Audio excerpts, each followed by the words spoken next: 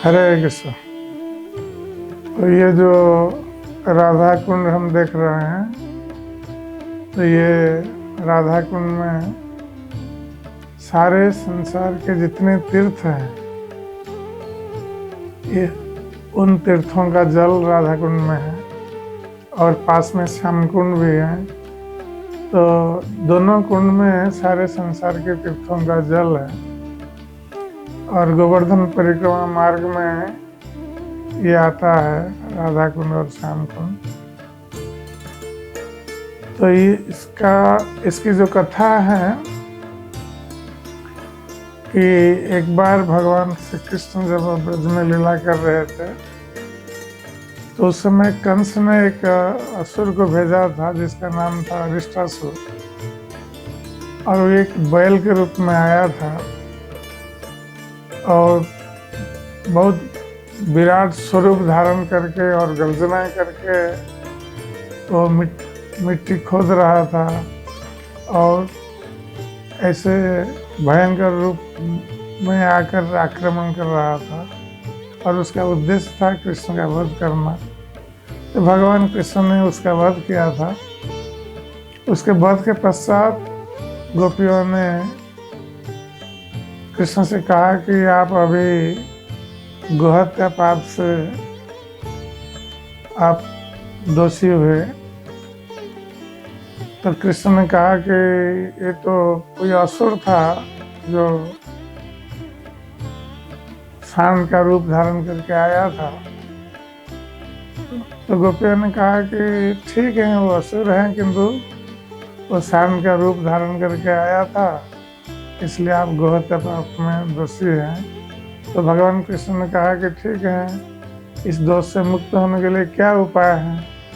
तो गोपियों ने कहा कि यदि आप संसार के सारे तीर्थों में स्नान करेंगे तब इस गोहत्या दोष से आप मुक्त हो जाएंगे। तो भगवान कृष्ण ने अपने पैर से यहाँ पर भूमि की खोदाई की और सारे तीर्थों को बुलाया था, और इस सारे तीर्थों को बुलाकर तो सारे तीर्थ आए वहाँ और उसके जल में उन्होंने स्नान किया। और इस प्रकार गोपियों से कहा कि हम अब गोहत्या पाप से मुक्त हो गए। और भगवान कृष्ण ने गोपियों से कहा कि तुम लोग गोपियाँ इस प्रकार का एक कुंड बनाओ, क्योंकि जब भगवान कृष्ण ने जो इस कुंड को बनाया वो श्याम कुंड हुआ।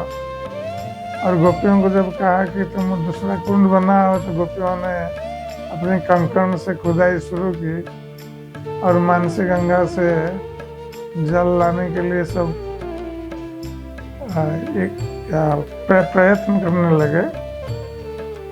तो उस समय कृष्ण ने तीर्थों से कहा कि आप लोग राधा रानी से प्रार्थना कीजिए, वो यदि अनुमति देती है तो आप लोग उनके कुंड में जा सकते हैं। तो तीर्थों ने राधा रानी से प्रार्थना की और श्रीमती राधा रानी की अनुमति से सारे तीर्थ श्याम कुंड से राधा कुंड में चले गए। तो इस प्रकार भगवान कृष्ण ने कहा कि जो राधा कुंड जिस प्रकार सारे तीर्थों से इसका जल भरा हुआ है और श्रीमती राधा रानी मेरा जैसा प्रिय है, उनका कुंड भी मेरा प्रिय है। और जो इस कुंड में स्नान करेगा वो सारे तीर्थों के जल से स्नान करने के कारण पापों से तो मुक्त होगा और वो मेरा प्रिय होगा। और राधा रानी ने भी कहा कि जो व्यक्ति श्याम कुंड में स्नान करेगा वो मेरा प्रिय बनेगा। तो इस प्रकार राधा कुंड और श्याम कुंड परम पावन स्थल है और यहाँ पर स्नान करने से सारे पापों से व्यक्ति मुक्त हो जाता है और राधा कृष्ण का प्रेम प्राप्त होता है।